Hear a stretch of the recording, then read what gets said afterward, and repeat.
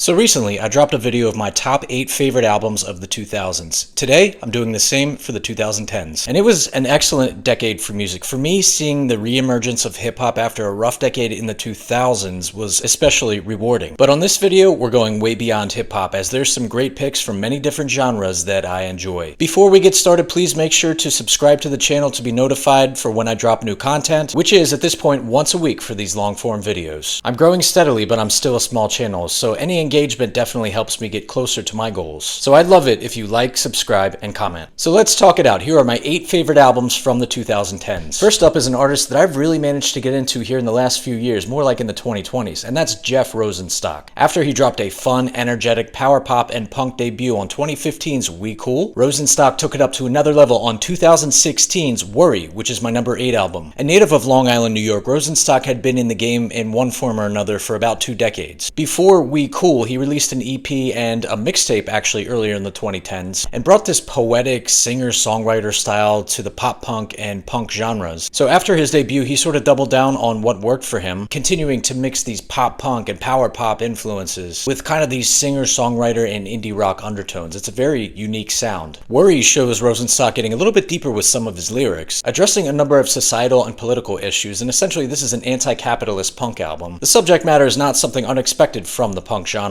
The whole album is a fun, energetic ride, but it is kind of a tale of 2 albums. The first half features longer, more developed, kind of pop-punk songs. In the second half, the tracks get more classic. They're like a minute and a half long, they're quick hitters, and they get heavier, they get faster, they get more raw. I think this is highlighted best on the 11th and 12th tracks, Rainbow and Planet Luxury. For me, other highlights include the excellently written and delivered 3rd track, Festival Song, and the closer, Perfect Sound Whatever. Worry is quick, compact, and sonically fun, but it does have a deeper lyrical message. Rosenstock as a frontman is charismatic but not overpowering, and despite the strong message, he comes off as kind of a relatable, average guy who's just kind of standing for what he believes in. His backing band supports with an excellent effort, and Rosenstock even brings a saxophone to the table on a few tracks, which is a really cool touch. So Worry is about as good as a modern day punk album gets in my eyes, and it's a record that I've been glad to get to know in recent years. So I have a hot take about metal music. You know I'm a big metal fan. I think the 2010s were the weakest decade for metal since the genre emerged kind of officially in the 70s. While there was some cream of the crop stuff from bands like Nails, Converge, Deftones, Blood Incantation, and Gorguts, whose 2013 album Colored Sands just missed my list, the overall output, it was kind of weak, it wasn't really inspiring, and I think really starting in the 2000s, metal got very oversaturated. But in the 2010s, there were a lot of new, unique bands that started to emerge and started to mix different types of metal with maybe other types of music. One of them is San Francisco's Deafheaven. They're not a traditional metal band by any means. They mix black metal, shoegaze, and post-rock. And they do these perfectly on their 2013 album Sunbather, which is the number 7 entry on this list. It's not common, at least it wasn't in 2013, that an album can be heavy and fast and also bright and beautiful. And in the case of Sunbather, it's that juxtaposition of these strong black metal screams from vocalist George Clark and constant blast beats from drummer Daniel Tracy. The tremolo-picked guitar riffing of guitarist Kerry McCoy spends a lot of time in a major key, sometimes meandering into darker, more melodic passages, and his work on this album, excellent from start to finish. So we talk about the variety that Deafheaven brings to the table. The guitar work kind of sometimes goes into these clean, more peaceful parts. For instance, right in the middle passage of the opener Dream House, the quiet guitar parts that McCoy brings to the table after just a brutal start to the song kind of remind me of the slower passage of Rush's epic 20-minute track 2112. The second track, Irresistible, is this instrumental guitar and piano piece that is beautiful and bright. These back and forth stylistic changes continue throughout, and while there's not really a ton of variety from this formula, Deafheaven execute it perfectly. This back and forth dance is really just fantastic. They pull it off quite well. The title track is excellent. The 10+ minute winding 5th and 7th tracks, Vertigo and the Picantry, are just executed flawlessly. The 4th track, Please Remember, is sort of an ambient noise piece that progresses into a sad melodic guitar passage that acts sort of as an interlude. There's also a strange kind of spoken word dark ambient track towards the end of the album that kind of wastes 5 minutes, but it also does give the listener a break. I've heard from a number of people that really don't like this album. They think Deafheaven's attention-seeking, they're trying too hard to be different. In my 2000s video, I talked about how a lot of metal purists kind of hate when these bands mix traditional metal styles with these non-metal genres and stylistic tendencies. Any metal purist will probably hate this album as it's a mixture of black metal and shoegaze and post-rock, post-metal, and it even has elements of emo mixed into it. I know that's a cardinal sin in the metal community. But black gaze, it's a genre I've grown to love. It's one of my most rotated genres lately, and I think Deafheaven executes it better than anything that I've ever heard on 2013's Sunbather. The sixth entry on my list is by an artist that I've really recently grown to love in the last 5 or 7 years, and that is Beach House. The dream pop duo consisting of Alex Scaly and Victoria Legrand emerged in the late 2000s, and while they've released some great stuff along the way, I don't think anything touches their 2012 album Bloom. Like you can probably guess, I collect vinyl. I'm one of those guys. So one day in like 2018, I went to order a copy online of, I think it was JPEG Mafia's Veteran, which was new at the time. I was super pumped about this album. I couldn't wait to hear it, so I waited a couple days and the package finally arrives in the mail and I'm like super ready to rip it open and get into it. So I open the package and what do I find but this album? Yeah, the distributor totally messed up my order and gave me a Beach House album instead of what I was looking for. So I was pissed. I threw it to the side. I was like, fuck this. I'm not going to listen to this. So yeah, I like initiated the return or whatever. I was going to give the album back and hopefully get my correct order. But I kept kind of like looking at the record as I threw it to the side on my table and I was like, you know, it's not even shrink wrapped, first of all. So why not just give it a listen? If I like it, maybe I can keep it, you know, maybe it's a new discovery. So I gave it a spin. Sure enough, I liked it. It opened my mind to a whole new sound and a whole new group in Beach House. Completely stupid and random way to discover a band, I know, but if I hadn't given that album the time of day, if I hadn't decided to give it a spin, if it had been shrink wrapped, maybe I never would have discovered Beach House and it probably wouldn't have been on this list. Bloom is a beautiful record. It's poppy and accessible, but it's also heavily ethereal and lush with some psychedelic soundscapes. The vocals from Victoria Legrand,